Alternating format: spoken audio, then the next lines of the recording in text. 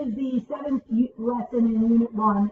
It's data analysis, and it's really reading graphs, but I want to talk about some different types of graphs today. The homework that you're going to get is a worksheet.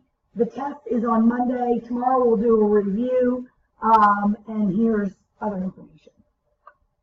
All right, so we are going to talk about when it is appropriate to use these different types of graphs.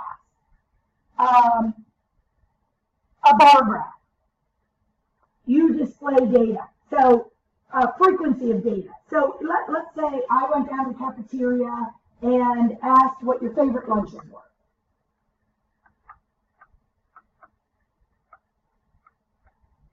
We could have a bar graph with pizza, hot dogs, salad. That would be a perfect example of a bar graph, showing data, how many times people pick that data. A circle graph, parts of a whole. An example of a circle graph would be, we could even use that for the same exact set of data. If we wanted to show what percent of kids like pizza, hot dogs, salad.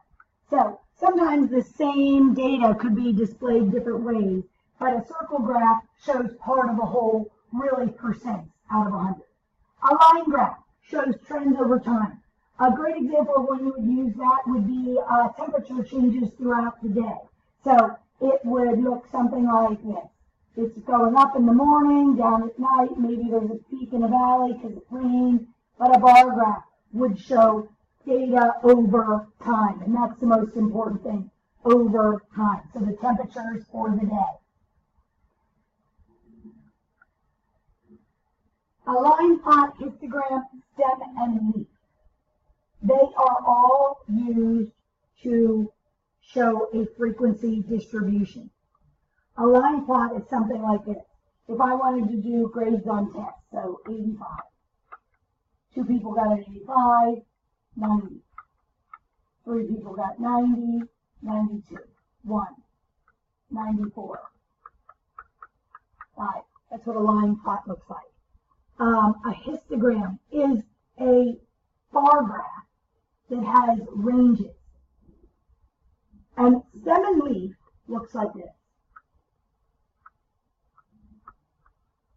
41, 42, 43, 47, 47, 50, 51. It's going to have a key. 4, line 1 means 41.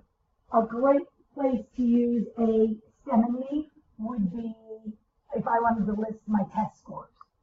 Box and whisker we've already talked about. It breaks it into quartiles, and it shows you the distribution. A scatter plot is something that I definitely want to talk about. A scatter plot looks like this. Let's say our 2 axes, the horizontal axis has time studying, and this axis is test scores.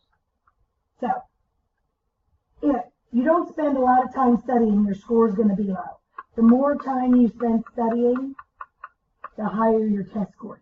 And these points are how much time you spend studying and your test scores. This is a graph that has what we call correlation, and you need to know this. If you have a line or a scatter plot that looks like this, I could draw a line through the middle of this data called the line of best fit, and we're going to study this later this year. But if your line is going up, this is what we call a positive correlation or a positive trend.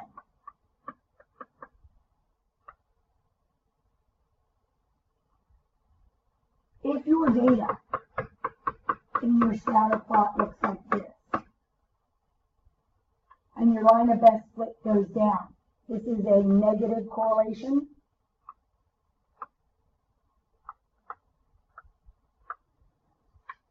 Or negative trend.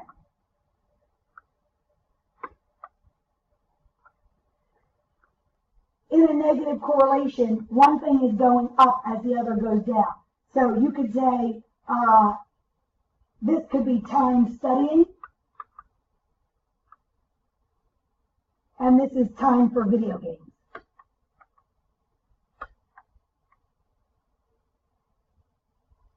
So the less time you study, the more time you have for video games. The more time you study, the less time you have for video games.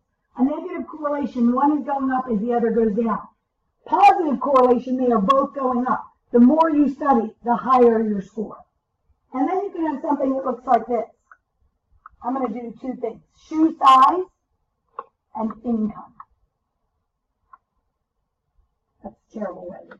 Shoe size and income would be my two sets of data. There is zero correlation between shoe size and income. So if I did a scatter plot and plotted my data, it would look like this. There is no trend. There is no line of best fit.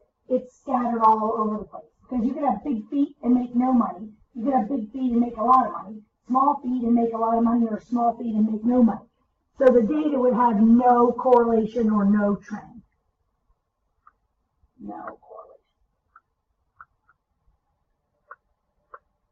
Okay, in class, we're going to do a stations activity that will talk about all these types of data.